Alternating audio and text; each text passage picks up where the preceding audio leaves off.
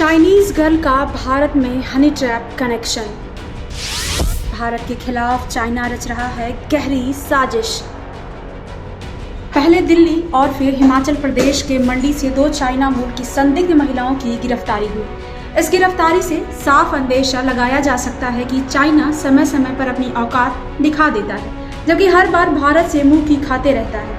बता दें कि ये गिरफ्तारी साफ इशारा कर रही है कि चाइना हनी ट्रैप के जरिए भारत के खिलाफ कोई बड़ी साजिश रच रहा है। जैसा कि आपने बताया कि 2 चाइनीज मूल की महिलाओं की गिरफ्तारी हुई है और उनसे पूछताछ के दौरान ये पता लगा कि वो एक तरीके से जो तिब्बतन मूवमेंट है, जो जितने तिब्बती हिंदुस्तान में रह रहे हैं उनके, और जो उनका सपना है कि एक दिन वो तिब्बत वापस जाएंगे और अपनी सरकार बनाएंगे, उनके मूवमेंट को सेटबैक देना है। तो उन्होंने इस तरीके से कोशिश की और उनका हमेशा से मानना रहा है चाइना का कि जो आपका दलाई लामा पॉइंट हो, जो बुद्ध का इनकारनेशन मानते हैं, जो उसमें हर तरीके का कंपैशन होता है और उसकी बहुत बड़ी रिलीजियस पहुंच होती है जितने भी तिब्बतीज हैं हिंदुस्तान में और जो तिब्बत में जो तिब्बतीज हैं, तो उनका एक बहुत मान्यता है कि जो दलाई लामा है वो भगवान का रूप है। तो वो हमेशा चाहते हैं कि उनका ही चुना हुआ आदमी दलाई लामा के पोस्ट पे आए।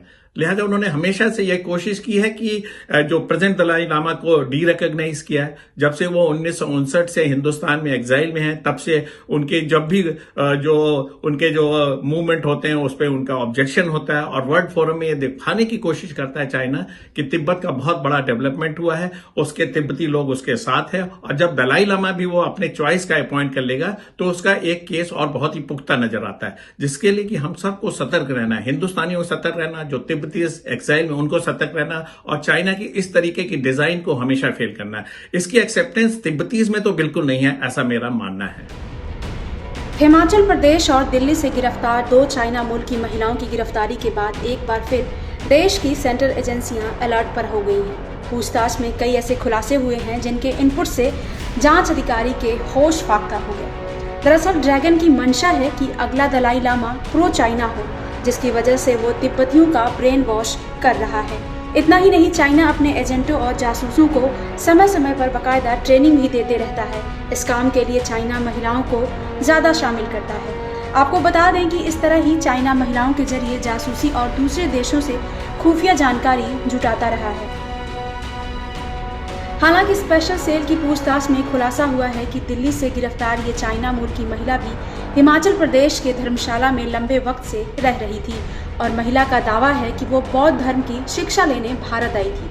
आपको बताते चले कि ये महिला दिल्ली होते हुए काठमांडू जाने की फिराक में थी। उसके पहले इसको मजनू के टीला इलाके से गिरफ्तार कर लिया गया। चाइनीज महिला के पास से आईफोन भी बरामद हुए हैं। महिला के दोनों मोबाइल फोन और इलेक्ट्रॉनिक गैजेट्स फॉरेंसिक जांच के लिए भेज दिए गए हैं। मंडी के एसपी के मुताबिक महिला चौंतड़ा के प्रसिद्ध जोंगसर मठ तिब्बती मोनेस्ट्री में पूजा करने के बहाने सितंबर में आई थी। करीब 14 दिनों से उसने चौंतड़ा में डेरा डाल रखा था। बता दें कि ये महिला भारत में नेपाली नागरिक बनकर रह रही थी। टिप मिलने पर जब जांच हुई तो महिला से 6 लाख से भी ज्यादा की भारतीय करेंसी और 1 लाख से ज्यादा नेपाली करेंसी बरामद की गई। इसके साथ ही महिला से फर्जी दस्तावेज भी बरामद किए गए।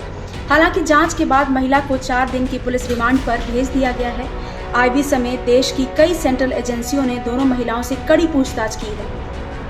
आपको बता दें कि तिब्बती मठों में बाहर के लोग बौद्ध धर्म की शिक्षा लेने आते हैं, इसलिए मोनेस्ट्री को चलाने के लिए विशेष नियमों का पालन करना होता है।